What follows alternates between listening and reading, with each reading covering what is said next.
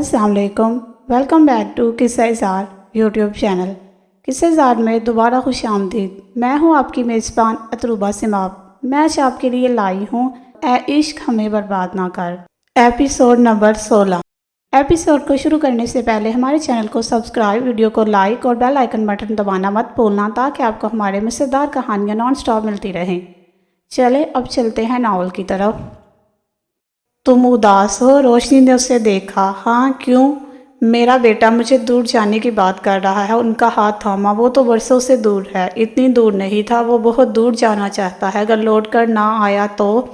वो डर रही थी। हम उससे पूछते हैं, अगर उसे कोई पसंद है तो ठीक है, वरना वो हमारी पसंद की लड़की से निकाह करके जाएगा। एक हम उसकी मानेंगे, एक वो हमारी माने, एक हम उसकी। ये उसकी ज़िंदगी का मामला है रोशनी, उसकी ज़िंदगी, उसका हक। रसा ने उसके हाथ पे जोर बढ़ाया।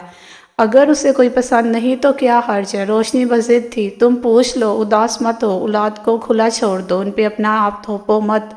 वो आज़ादी चाहते हैं, उनका हक भी है, वरना वो बागी हो जाएंगे। रसा ने उसे समझाया। मैं पूछूंगी, वो मुझे इनकार नहीं करेगा, वो मान से बोली। अगले कुछ दिनों में वो करमदाद और सफिया को राज़ी कर चुका था। उन्होंने उसे पैसे भी दे दिए थे, मगर रोशनी खफा थी। वो उसे दूर जाने नहीं देना चाहती थी और वो बज़िद था। बस चंद माह लगे थे और वो स्टडी वीज़े पे वो यूके जा रहा था। आखिर तुम्हें क्या सूझी? यहाँ क्या खराबी है? रह लो यहाँ। रोशनी उसको पेंटिंग करते देख रही थी। अम्मा, मुझे दुनिया घूमनी है, वहाँ पढ़ूंगा, जॉब करूँगा, तो फिर किसी और मुल्क में, कहीं और। उसका दिल दहल गया। वो कहीं भी रुकना नहीं चाहता था। मैं कहाँ हूँ? वो उसकी बात पे हंसा। अम्मा, आप तो माँ हैं, आपकी दुआएं तो मेरे लिए साहिबान हैं। जहाँ भी हो आप साथ दोगी, आप साथ होंगी। उसने उसकी पेशानी चूमी। अम्मा, मुराद चचा को दिल का दौरा पड़ा है, इनको अस्पताल ले गए बाबा। उसके छोटे बेटे ने इतला दी। रोशनी बाहर भागी। तैमूर भी सब छोड़ छाड़ बाहर निकला। हवेली की सहन में आलिया, नीलम और सानिया मौजूद थी। तीनों रो रही थी। सफिया बेगम अंदर से बाहर आई, सीने पे हाथ रखे। होशो हवास से बेगाना तैमूर ने उनको पकड़ा। दादी अम्मा, कुछ नहीं हुआ, फिक्र ना करे, मैं देखता हूँ। उसे उनको वही चारपाई पे बिठाया। मेरा बच्चा, जाके देखो उसे, तुम जाओ। उन्होंने उसे खुद से दूर किया। अच्छा अम्मा, आप इनका ख्याल रखें, मैं आता हूँ। वो रोशनी को हिदायत करता आगे बढ़ा। सानिया, तुम समझदार हो ना, प्लीज़ सबका ख्याल रखना, मैं आता हूँ, फिक्र नहीं करो, उनको कुछ नहीं होगा। वो कहकर निकल गया। सानिया आंसू पोंछती उसकी पुश्त देखती रह गई। उसे अच्छा लगा उसका इससे मुखातिब होना, उससे समझदार कहना, उसको तसल्ली देना। वो निकल चुका था। उसके हवास लौटे। दादी अम्मा को रोशनी पानी पिला रही थी, वो भी उनकी तरफ बढ़ी। मुराद को होश आ चुका था। 4 घंटों से वो लोग वहाँ ही मौजूद थे। डॉक्टर साहिब, डिस्चार्ज कब तक करेंगे? तैमूर ने पूछा। देखे, हार्ट अटैक था, कोई मामूली बात नहीं। फिलहाल कुछ टेस्ट होंगे, मजीद ये कि अभी 2 दिन हम उनको जाने नहीं दे सकते। उनका ख्याल रखे, कोशिश करे ऐसी कोई बात ना हो जो उनके लिए जानलेवा साबित हो। तैमूर ने आंखें नीची, मुट्ठियों को बीच कर वहीं बिना घर से सब आ रहे हैं मिलने। रसा ने आकर पूछा। नहीं, चची, सानिया और अम्मा है। वो खड़ा हुआ। फ्लाइट कब है तुम्हारी? रसा ने पूछा। कल रात 12 बजे की। मुझे चचा की फिक्र है बाबा, जाना मेरी मजबूरी है, मगर सच ये है कि मुझे सूरत हाल में जाने का दिल भी नहीं करता। रज़ा ने उसका कंधा थपथपाया। कहाँ है वो? नीलम ने तैमूर से पूछा। वो रज़ा से कम ही मुखातिब होती थी। आए वो तीनों उसके पीछे कॉरिडोर से होती मुराद के कमरे तक गई। रज़ा भी साथ ही था। बाबा, सानी आगे बढ़ी। आंसू खामोशी से उसका चेहरा बिखो गए। मुराद ने उसके सर पे हाथ रखा। मैं ठीक हूँ, तुम यहाँ क्यों आई? मैंने घर ही आना था ना। वो मुस्कुराया। मुझे डर लग रहा है बाबा। नीलम भी साथ खड़ी हो गई। मुराद के हाथ पे अपना हाथ रखा। जब्त के बंधन टूटे। आंसू उसकी भी पलकों को फलांग गए। मैं ठीक हूँ, वो फिर से बोला। भाई, मुराद ने रज़ा को पुकारा। वो आगे बढ़ा। आज कुछ मांगू तो क्या मेरी झोली में डालेंगे? रज़ा ने मुस्कुराकर इस बात में सर हिलाया। सब तुम्हारा है। मुराद ने नफ़ी में सर हिलाया। मैंने सालों पहले आपकी कमी को पूरा किया था, मैं आज उसका बदला नहीं मांग रहा, मगर मैं बेटी का बाप हूँ। आज समझ आ रहा हूँ बेटियों की फिक्र कैसे माँ बाप के कंधे झुका देती है। मुझे आप पे बाबी पर भरोसा है। वो रुका। सबकी नज़रें उस पे थी। हाँ बोलो। रसा ने उसे देखा। आप आज अभी तैमूर से सानिया का निकाह कर दें। तैमूर का ऊपर का सांस ऊपर ही रह गया था। उसे लगा उसके वजूद पे कीड़े रेंगने लगे हैं। रसा और रोशनी ने उसे देखा, जो साकत नज़रों से मुराद को देख रहा था। तुम ठीक हो जाओ, सब हो जाएगा, रसा ने कहा। نہیں، مجھے اپنی سانسوں پر بھروسہ نہیں، میں اس فکر کے ساتھ نہیں مرنا چاہتا۔ بھائی تیمور، کیا تم میری خواہش پوری کر سکتے ہو؟ تیمور ہوش میں تھا ہی کہاں، ثانیہ نے اسے دیکھا جو وہاں تھا مگر کہیں نہیں تھا۔ میرا بیٹا انکار نہیں کرے گا رضا، آپ مولوی کا بندوبست کریں، آج یہی نکاح ہوگا۔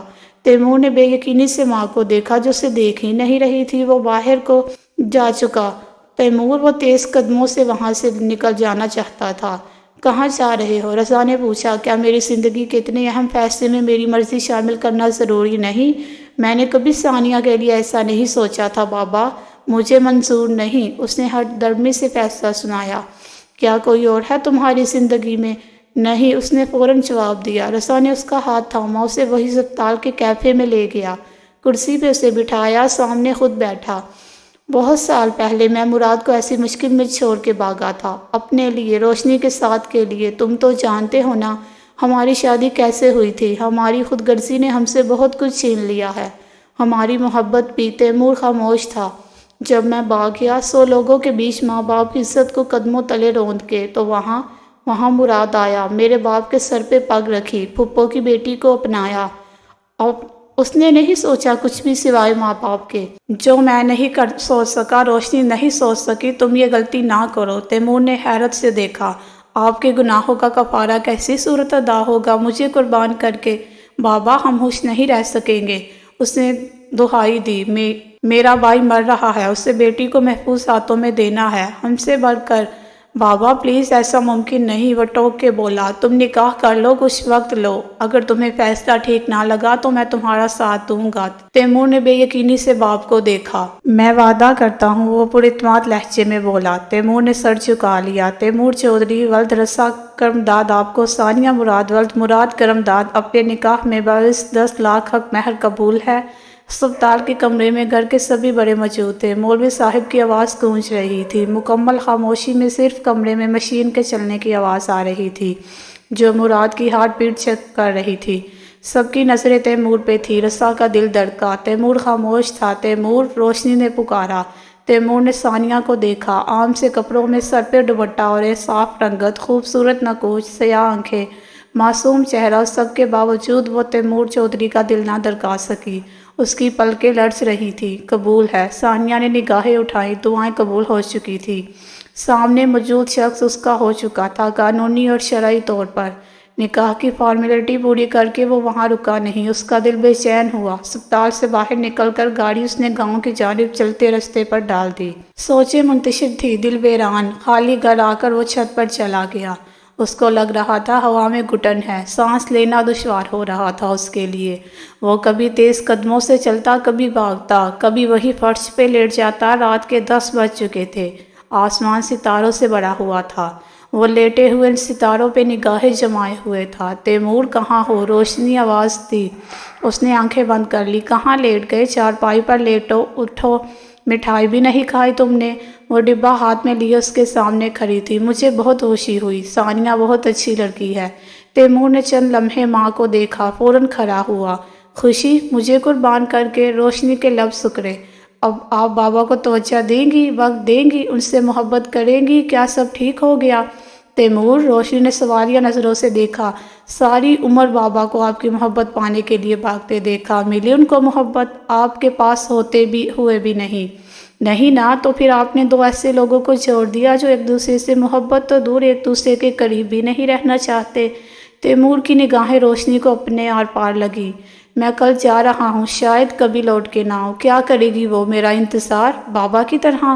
میرے بس میں نہیں، میرے بس میں نہیں۔ میں ایک بنجر زمین ہوں جس کی کوکھ سے محبت نہیں پھوٹتی، خشک ہوں، یہاں بارش نہیں ہوتی۔